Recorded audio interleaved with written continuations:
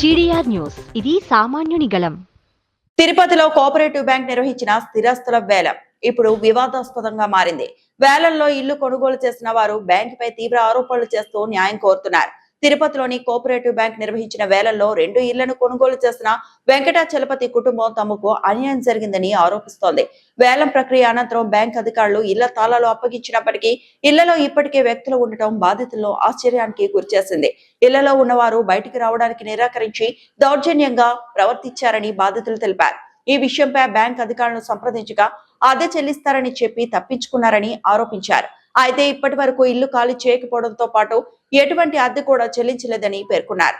జిల్లా collector, SP, డీఎస్పీకి ఫిర్యాదు చేసినా ఎటువంటి చర్యలు తీసుకోలేదని బాధితులు ఆవేదన వ్యక్తం చేస్తున్నారు. తమకు న్యాయం చేయాలని, లేదంటే తీవ్ర నిర్ణయాలు తీసుకోవాల్సిన వస్తుందని బాధితులు మీడియా ద్వారా విజ్ఞప్తి చేశారు.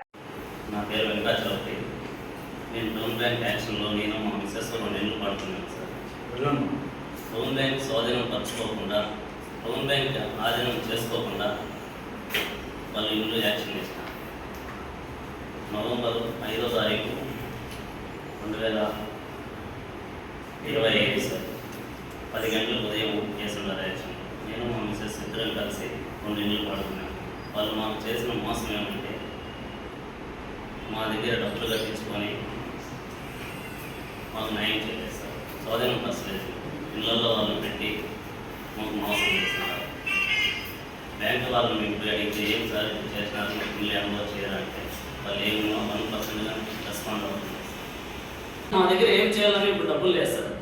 ఫస్ట్ ఆఫ్ ఆల్ ఇప్పుడు బ్యాంకింగ్ పోవాలా, దీన్ని వాల్యుయేషన్ 70 లక్షలు స్టాంపింగ్ కట్టాలి సార్. నేను ఒక లాయర్ని పెట్టుకోవాలా.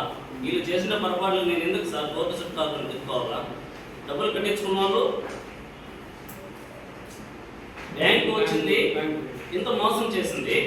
బ్యాంకులో వాళ్ళు ప్రశాంతంగా కూర్చుంటున్నారు. కలెక్టర్ దగ్గరికి 20 మాటలు వెళ్ళాను. 10 మాటలు కంప్లైంట్ చేతికి తీసుకున్నాడు. ఆయన కలిసేదానికి పోయినప్పుడల్లా నాకు అవకాశం లేక ఎన్నో మాటలు నేను మా భార్య వచ్చేసినాను. ఎస్పీ దగ్గరికి వెళ్ళాను, డిఎస్పీ దగ్గరికి వెళ్ళాను, బ్యాంక్ దగ్గరికి పోయినాను. ఇంకెక్కడికి వెళ్ళాలి సార్ నేను? ఇప్పుడు మళ్ళీ నా డబ్బులు వాళ్ళకి ఇచ్చేసి నేను కోర్టుకి ఎందుకు సార్ పోవాలా? తప్పు వాళ్ళు చేసుకొని చూడండి సార్. కరెక్టే సార్.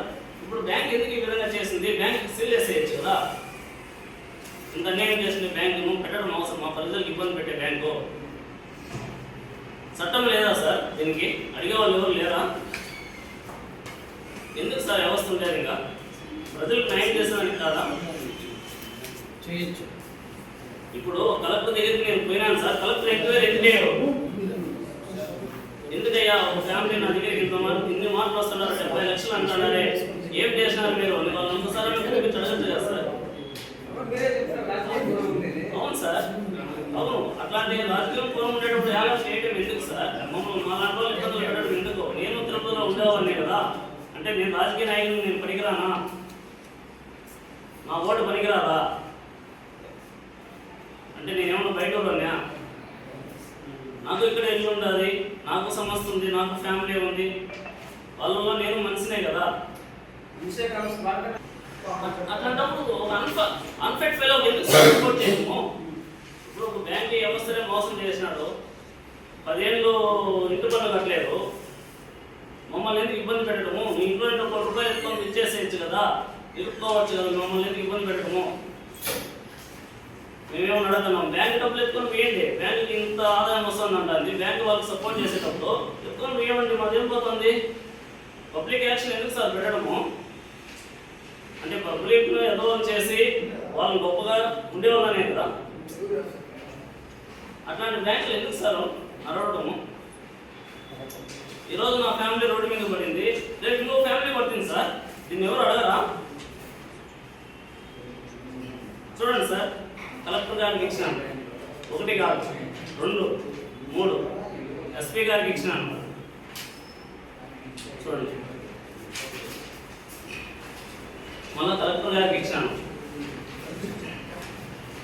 వాళ్ళకు డిఎస్పీ గారికి ఇచ్చినాను, పోస్ట్లో పంపించినాను. సార్ ఎందుకు నాకు సమాధానం చెప్పండి, నేను పోస్ట్ ద్వారా పంపిస్తాను, నాకు మీరు వస్తే ఇక్కడికి రెస్పాండ్ అవ్వడం లేదు అని. అన్ని ఎవిడెన్స్ నాకు కావాలి సార్. నాకు ఎందుకు వాళ్ళు ఇట్లా చేస్తారు? అదే నేను వాళ్ళకు 10 లక్షలు తీసుకొని ఎగరగొడుతూ వాళ్ళు ఉంటారా? చెప్పండి. అంటే నాకు న్యాయం, వాళ్ళకు న్యాయం సార్. బ్యాంకులో డబ్బులు కట్టలేదని కదా వాళ్ళు ఇల్లు ఏలం వేసినారు. ఇప్పుడు నేను డబ్బులు కట్టినాను, నాకు ఎందుకు సార్ ఇల్లు ఏమో వచ్చేది వాళ్ళు? మీకు ఇది యాక్షన్ చేస్తున్నారు, అన్ని అంగీలకు పంపించున్నారు, బహిరంగంగా దీన్ని తిరుపతి అంతా డిస్ట్రిబ్యూట్ చేస్తున్నారు. సర్పంచ్ యాక్ట్ అని ఒక చట్టాన్ని తెచ్చినారు సార్. దీన్ని ఈ చట్టంలో నీకు మేము న్యాయం చేస్తాము. దీంట్లో ఒకసారి మేము అమ్మితే డీకేటీ అయినా కానీ ఒరిజినల్ అవుతుంది బ్యాంకు వాళ్ళు చెప్పడం సార్. మా దగ్గర అన్నీ కరెక్ట్గా ఉంటాయి, మమ్మల్ని నమ్ము, నువ్వు కొనుక్కో. మేము మా బ్యాంకులోనే లోన్ పత్రాలు అట్లా ఉన్నాయి. లోన్ పెట్టి మళ్ళీ నీకు 15 లక్షలు 30 లక్షలు కావాలని డాక్యుమెంట్స్ మీకు ఇచ్చారా? అన్నీ ఇచ్చున్నారు సార్. ప్రతిదీ ఇక్కడే ఉంది. అదే కదా సార్ నేను యువతగా అడుగుతున్నాను. నాకు ఇల్లు హ్యాండ్ చేసి ఫోటో ఇచ్చినావు. ఇప్పుడు లాయర్ వచ్చినాడు, కమిషనర్ ఆర్డర్ ఇక్కడ.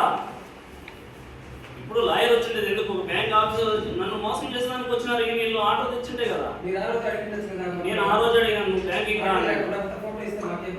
బ్యాంక్కి రా, బ్యాంకులో ఉండాలి, నువ్వు బ్యాంక్కి రా, నీకు ఇస్తాం. అకౌంట్కు రూపాయి కానీ క్యాష్ కాదు, నెట్ బ్యాంక్ ద్వారా ఇక్కడే ఇచ్చిండారు కాంప్లైంట్లో. దీనికి ప్రతిదీ ఇవ్వాలి సార్. మీరు ఒకటే తీసుకున్నప్పుడే